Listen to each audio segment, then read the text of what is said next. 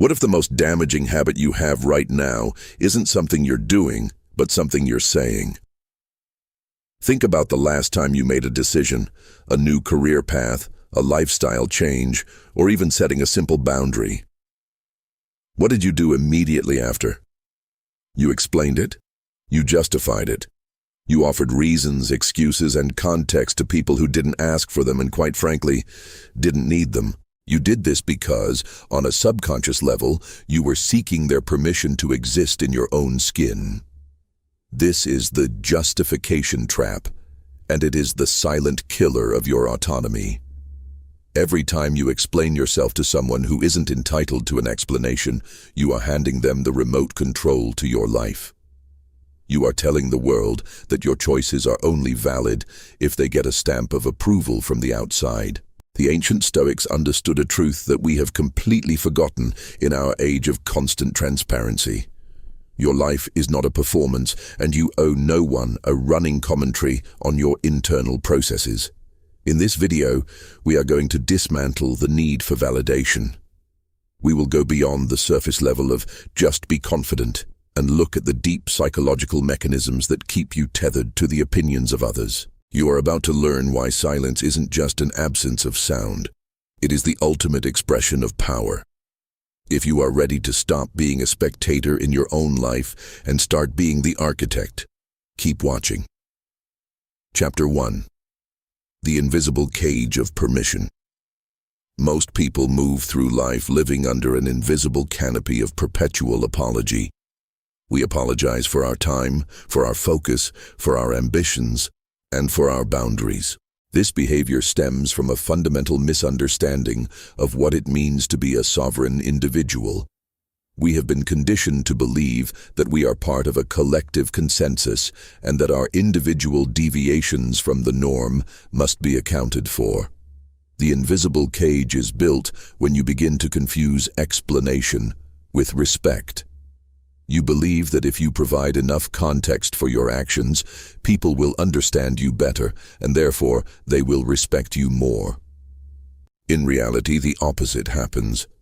When you over-explain, you signal to the world that you are uncertain of your own path.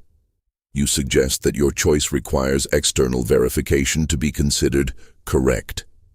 Consider the mechanism at play. When you explain, you position yourself as the defendant in a trial where you are the only one who knows the law. You are trying to convince a judge who has no interest in your innocence. This creates a power imbalance. You are effectively asking for a pass to be yourself. This is the hidden problem. The more you explain, the more you diminish the weight of your own agency. You aren't just sharing information, you are leaking power. Stoics like Epictetus taught that we should be like a rock in the ocean.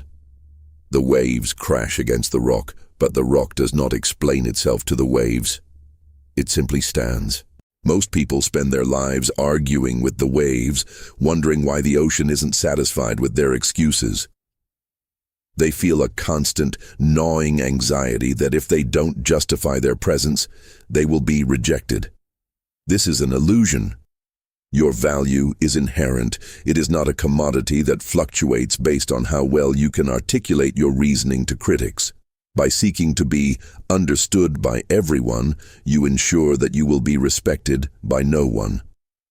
You are trading your sovereignty for a hollow sense of temporary social safety. The truth is, people don't want your excuses. They want to see your results. When you stop explaining, you force the world to deal with your actions instead of your rhetoric. Most people spend their lives reacting.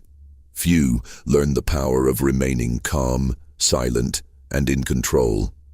If something in today's message resonated deeply with you, it's because a stronger version of yourself is trying to emerge. Thousands have already discovered the principles inside the silent power. And many say they wish they had learned them years earlier. Plus 5. Exclusive bonuses.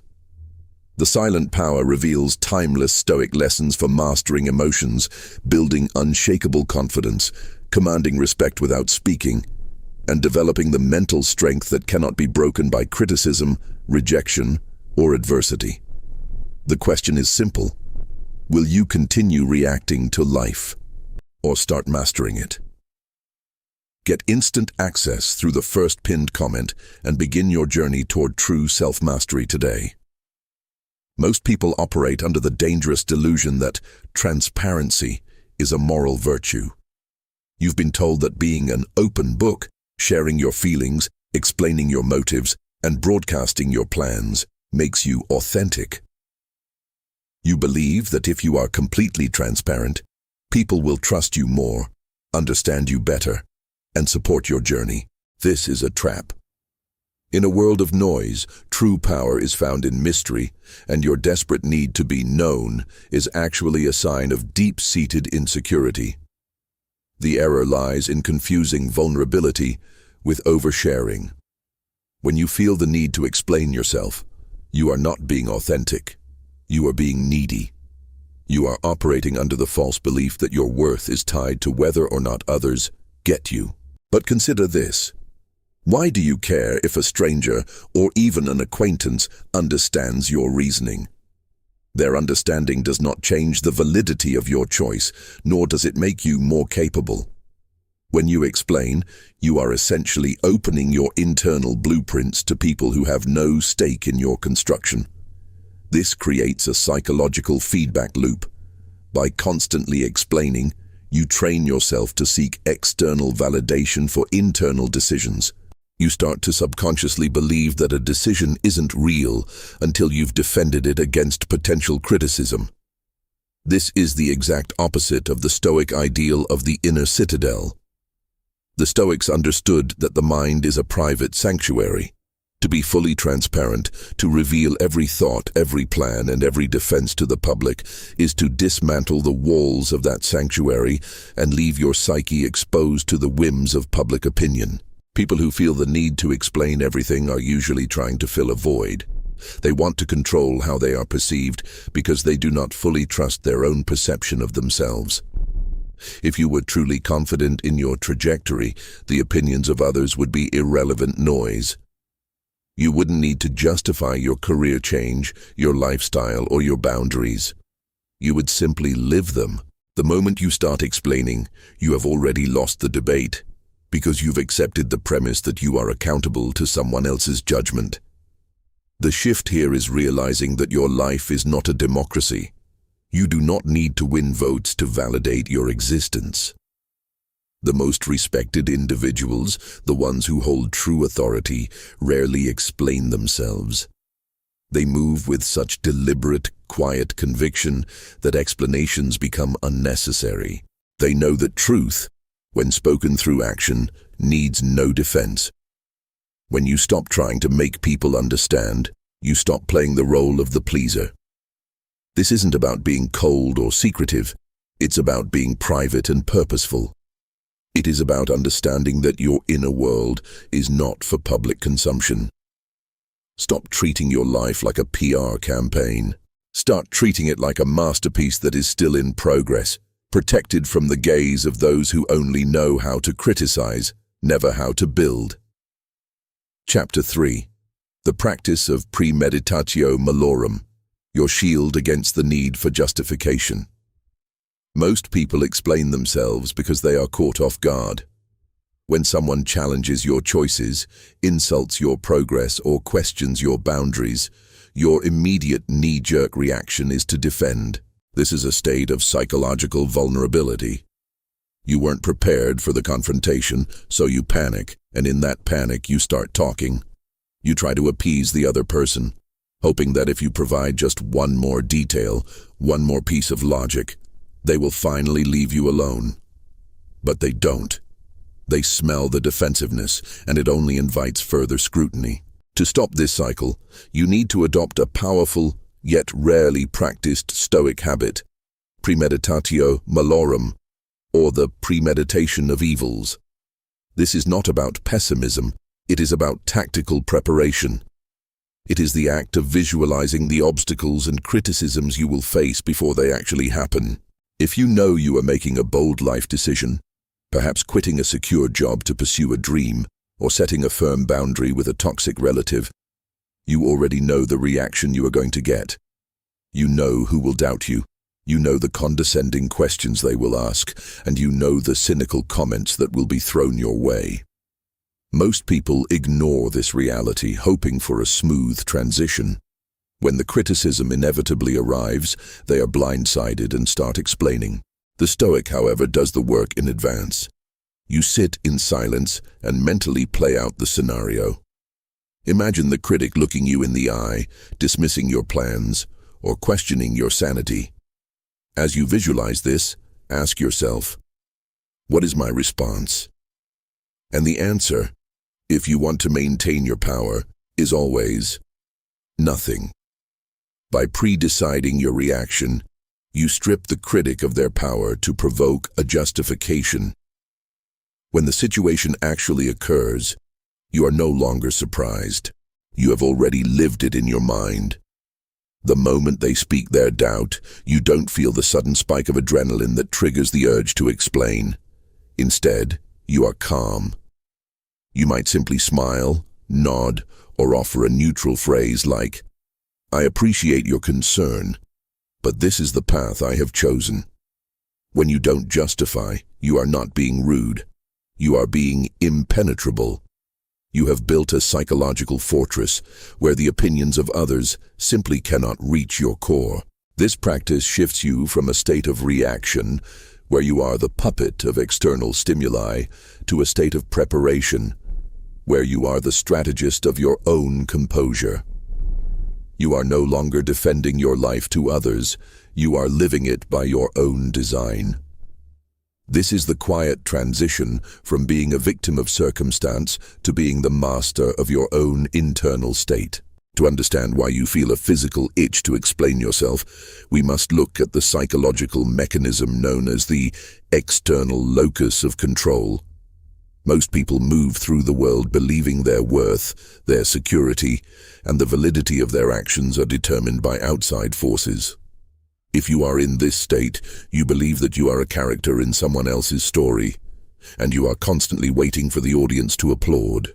If they don't applaud, you assume you must have done something wrong, so you start explaining, justifying, and apologizing, hoping that if you just give them the right context, they will finally approve of your existence. This is a deep-seated survival mechanism gone wrong. Evolutionarily, our ancestors relied on the tribe for survival. Being cast out meant death. Therefore, we are hardwired to care what the tribe thinks. In the modern world, however, this translates into a paralyzing fear of being misunderstood. When you explain yourself, you are trying to regulate the emotions of others so they don't turn against you. You are trying to manage their perception of you because you believe that if they perceive you as wrong, you are somehow diminished. The Stoics, however, demand an internal locus of control. They argue that the only thing you truly own is your reasoned choice, your prohairesis. When you have an internal locus, you understand that your actions are valid because you have vetted them through your own moral and logical framework. You don't need a secondary validation because you are the primary judge. When you feel the impulse to explain, observe it as a physiological reaction. It is a spike in cortisol, the stress hormone. You are stressed because you have ceded the judge's chair to someone else. You are asking, "Is this okay?" instead of stating, "This is what I am doing." The moment you switch the locus, the urge to explain vanishes. You stop seeing yourself as a defendant and start seeing yourself as the sovereign authority of your own actions. You realize that you cannot control how others perceive you, and more importantly, that their perception has absolutely no bearing on your reality. This isn't just a mental shift, it's a neurological one. You are literally rewiring your brain to stop seeking safety in other people's opinions and start finding it in your own integrity. Most people spend their lives reacting. Few learn the power of remaining calm, silent, and in control. If something in today's message resonated deeply with you, it's because a stronger version of yourself is trying to emerge. Thousands have already discovered the principles inside the silent power. and many say they wish they had learned them years earlier. +5. Exclusive bonuses. The Silent Power reveals timeless Stoic lessons for mastering emotions, building unshakable confidence, commanding respect without speaking, and developing the mental strength that cannot be broken by criticism, rejection, or adversity. The question is simple: will you continue reacting to life or start mastering it? Get instant access through the first pinned comment and begin your journey toward true self-mastery today. Chapter 7. The Final Awakening. The Sovereign. We have traveled through the anatomy of your own power. We uncovered the invisible cage of permission, dismantled the deadly fallacy of transparency, fortified your mind with ancient tactical preparation, shifted your locus of control, witnessed the quiet defiance of historical giants, and implemented the discipline of the 24-hour pause. Yet all of these tools, as effective as they are, serve a singular ultimate purpose: the total reclamation of your identity. You are no longer the person who requires external validation to justify their existence. You are no longer the person who leaks their life force into the void of public opinion. You are something else entirely. The final awakening is the realization that you are the sole arbiter of your reality. Most people live in a state of borrowed identity, where their self-worth is a reflection of what others think, say, or expect. They are essentially shells, waiting for the world to fill them with meaning. To stop explaining yourself is to stop being a reflection. It is to become the source. This is the ultimate Stoic transition, moving from the status of a subject who is acted upon by the world to a sovereign who acts upon the world with deliberate, quiet intent. When you truly internalize this, your entire interaction with reality changes. You stop looking for clues in the reactions of others. You stop measuring your success by the applause or silence of your peers. You realize that your life is a private work of art, and it is not required for anyone else to understand, categorize, or approve of it. The awakening lies in the deep, unshakable peace that comes when you realize you have nothing to prove. Proving is for the insecure. Sovereignty is for the master. You are the architect of a life that makes sense to you, and that is the only metric that holds weight in the eyes of history. As you walk away from this video, understand that this is not the end. It is your new beginning. You are now the guardian of your own silence. You are the defender of your own focus. You are the sovereign of your own mind. The world will try to pull you back into the cycle of explanation, the noise of justification, and the hunger for validation. Let them. You now possess the power to remain still, to remain silent, and to remain in control. The silence is no longer an absence. It is your greatest strength. It is the canvas upon which you will build your masterpiece. You do not need to say another word to defend your path. Simply walk it. That is the final, ultimate power. Most people spend their lives reacting. Few learn the power of remaining calm, silent, and in control.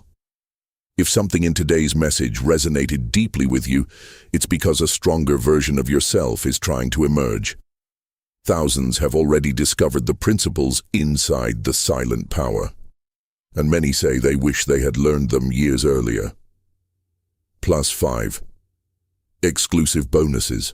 The Silent Power reveals timeless Stoic lessons for mastering emotions, building unshakable confidence, commanding respect without speaking, and developing the mental strength that cannot be broken by criticism, rejection, or adversity. The question is simple: will you continue reacting to life, or start mastering it? Get instant access through the first pinned comment and begin your journey toward true self-mastery today.